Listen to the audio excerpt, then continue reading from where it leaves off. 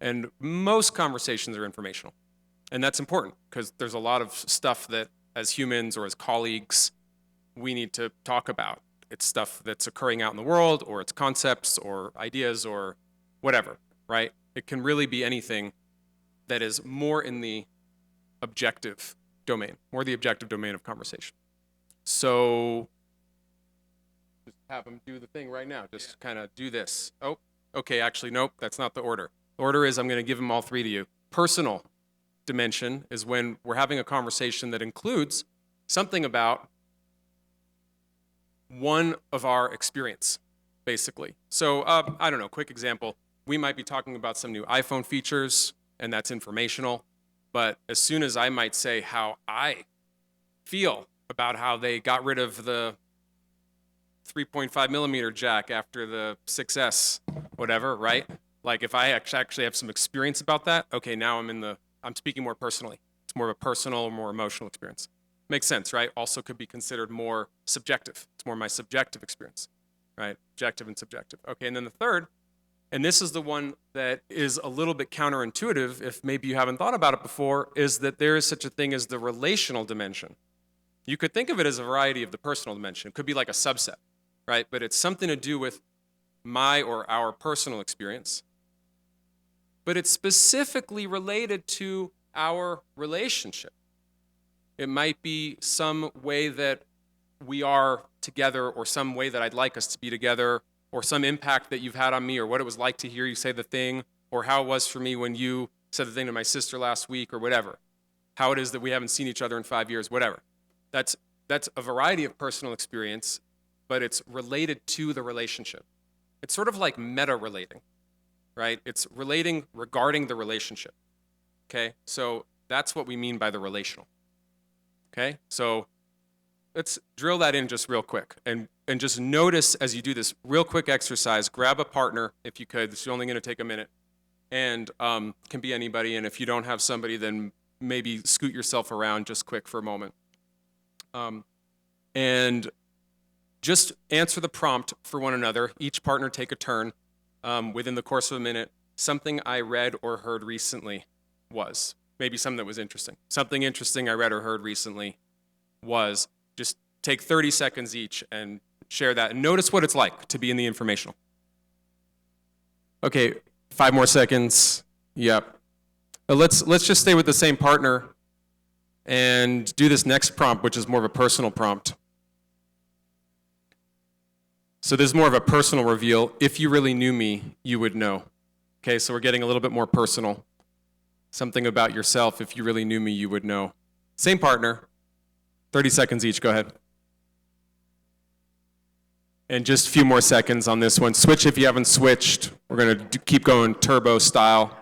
Who needs a little more time? If you really knew me, you would know. Okay, cool. All right, last one, we're going to get relational. So just as you're doing this, again, notice if you're having any experience about moving between these different types of conversations, if they feel different to you in some way. Okay? Something I'm experiencing being with you is. All right, go ahead, go ahead.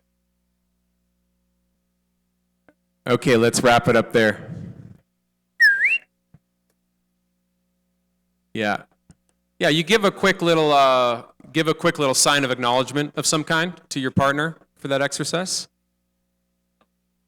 Little fist bump, little eye gaze, something new age. Okay, so just quick, what was that like? Anything that you guys just noticed in that exercise? How'd that go? Yeah, was it? Was it actually? Yeah. Was that a little intimidating for anybody? Like this third one? No? Cool. Yeah, more and more what? Yeah, a little bit more intense. Yeah, so it become, yes, I think I get you. And did you like that progression? Being conscious of it, yeah. Yeah, so there's a heightening of consciousness as you move through, and you like being conscious of that movement. Yeah, cool, thanks. If you are just joining us, hi, I'm Josh, this is Porch. We're only gonna be here for a short time. We got a little bit of a late start. It was my fault, I was at the wrong stage. Feel free to come and go, you're not captive here. We're going to move through some quick exercises to give you a sense of 3 keys of how to have any conversation go well. And I wanted to say one other thing. Okay, so now we're going to take it just a step deeper and give you one of the first keys that we want to reveal to you. Porch is going to do it. All right. So I like what you said earlier about just being aware of switching between the dimensions of the conversation. Keep that in mind as we do this next exercise. And this exercise is going to highlight one of our keys of having every conversation go well, which is to be curious in the other person. A lot of times in conversations, people are trying to be very interesting to other people. And it's actually kind of, when there's a lot of people all trying to be interesting, it can actually get, ironically, kind of boring. And when you're really interested in somebody else, it can actually make the conversation more rich. So you're going to get a chance to practice being curious. So find a new partner, different one than the one you just did. You're going to have to like move around or turn the other way. And once you have a new partner, yeah, okay, great. All right, cool. So look across the other person and figure out who has the longer hair between the two of you. All right, the person who has the longer hair, you're going to be the person who's practicing being curious in the other person. And the other person is going to practice sharing. So the person who's being curious, the only rule you have to follow is that you ask a question you are genuinely curious to know the answer to from the person who's across from you. And if you want some ideas of questions you could use some of these, and they're kind of categorized according to our dimensions: informational, personal, and relational. Or feel free to come up with your own questions that you're genuinely curious to know the answer to. The sharing person, your only job is to share however it is you'd like to respond. Curious person, you can follow up with more questions, but you don't get to share about yourself. And we're actually going to keep this conversation in one particular dynamic. So it's just the curious one keeps asking, and the sharing person keeps answering for a few minutes. About 3 or 4 minutes we're going to do this. Got it? like a little interview. Hello? Okay, there it is. There it is. It was on. Okay, good. Now it's great. Okay, wrap that up. The next prompt, same person, the curious person. Now you're going to say, something I imagine is true about you. Something I imagine is true about you. Go ahead. Is. Okay, go ahead and wrap that up. Now, final one, curious one, same person. You're going to say, something I felt or am feeling being with you is. Go. Something I felt or am feeling being with you is. Cool. Give a sign of acknowledgement to this partner now. You've done the whole thing. We're going to take a few minutes just to share what that was like. Bring your attention to the whole group. Take just a couple of shares from y'all, and then we're going to have a chance to do another round. What did you guys notice? What worked about that? What went well? Anybody want to share? Yeah. So one thing you noticed was it's hard to not just want to like branch the conversation down. Yeah. The restriction of just asking questions kind of prevents that. You ask follow-up questions. Okay. That's one way you kind of.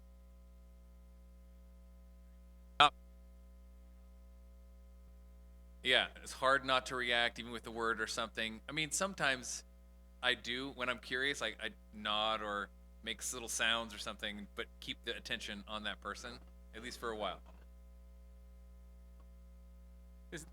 This is a bit of an artificial constraint, right? So we're not suggesting this is the best way to have a conversation in general, but it's an exercise and hopefully it highlights something. And was that a useful constraint to be forced to just contact your curiosity again and again in each moment? Yeah. Yeah. Cool. Anything else hot, or we're going to do the next thing? Yeah.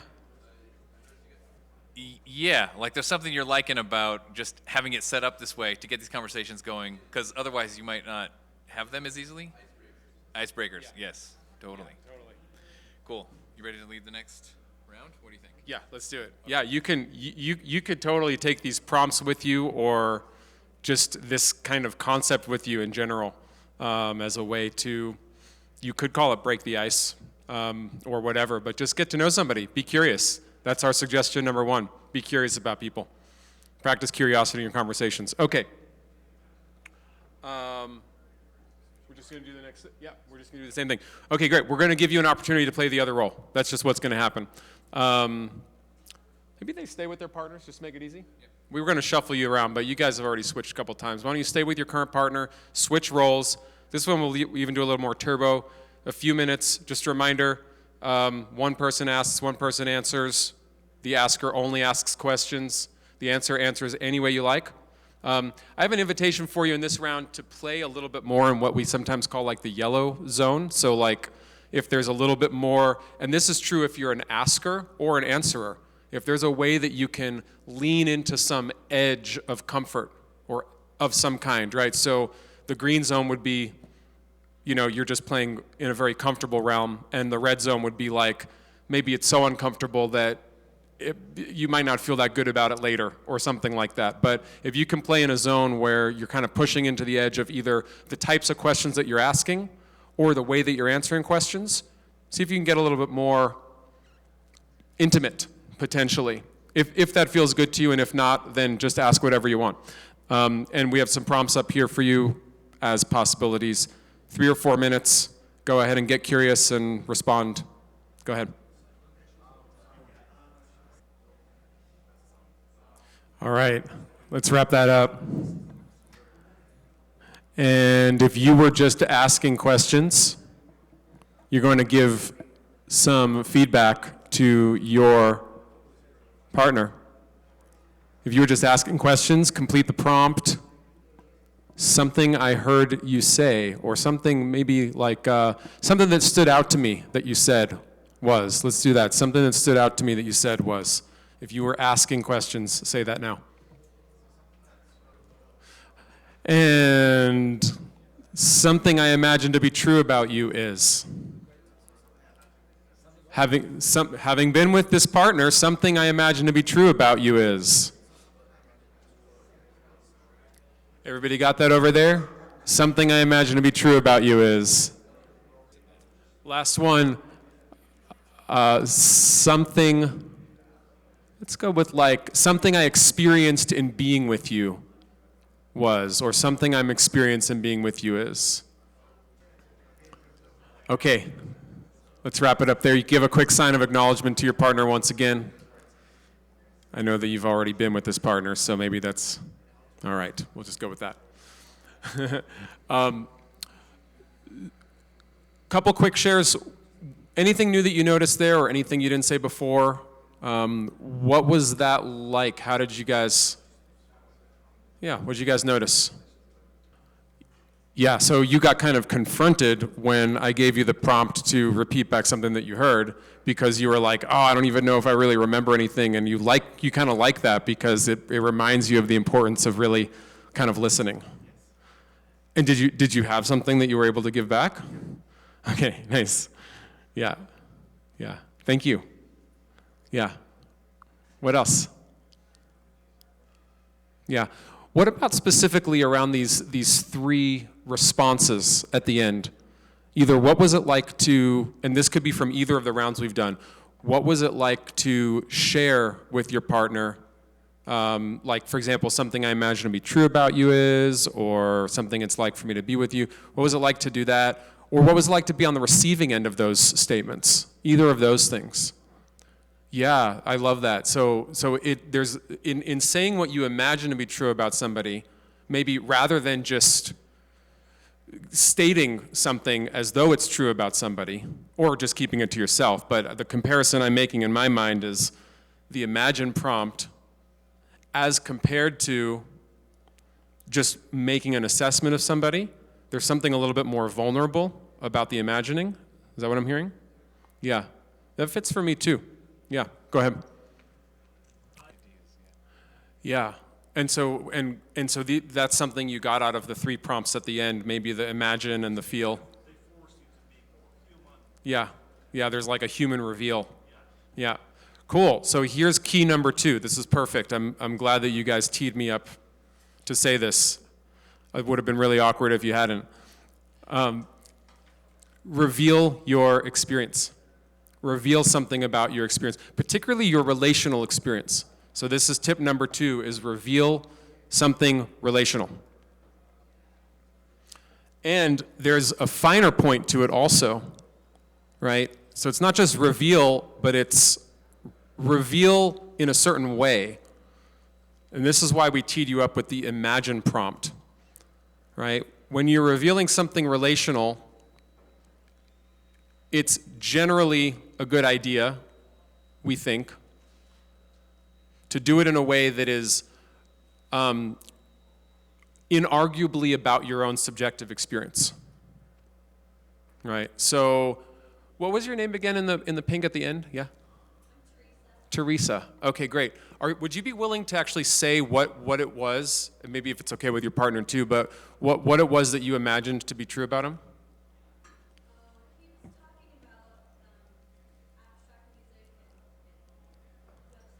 Abstract music, web design is what he was talking about, yep.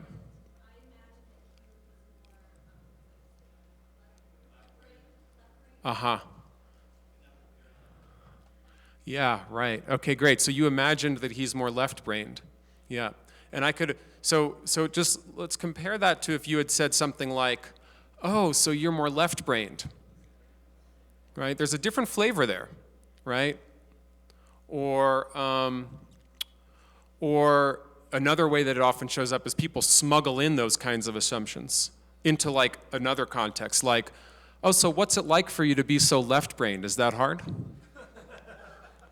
You guys, I mean, laughing a little bit because it's true. Like that's a common thing that people do, right? They smuggle in some assertion about somebody as though it's a fact, don't check it out, and move on to make another point or ask another question related to that. So if you're going to be vulnerable and if you're going to create intimacy and trust through revealing your experience, right? Using language that owns your experience. We call that speaking for yourself or owning your experience. Establishing your speaking of your experience as your own. Things like I believe, I imagine, right? Checking it out. Okay, so that's number 2. So be curious, reveal your experience while speaking for yourself is number 2. Well, be curious is number 1. You guys can see it on the board. Number 3 we're gonna hit without giving you an exercise because that's how much time we have for today. But Portia's going to give you a little quick download on our tip number 3 and then send you off and have a great ETHDenver. Do we do this right now? Here? Yeah. Okay. Yeah. All right, number 3. We call it creating an effective context. So what we kind of just did for you, like you said, kind of makes it easy. This fella here in the front, I can't remember your name, you were saying like, this might not have happened if we hadn't done it for you. And the thing that we did was we created a context and invited you to it, and we said, here's why you might want to do this. You might want to do this if you want to know how to have every conversation go well. Try this. And people who have done these types of exercises with us will sometimes say like, yeah, but you made that easy because you set it up for us.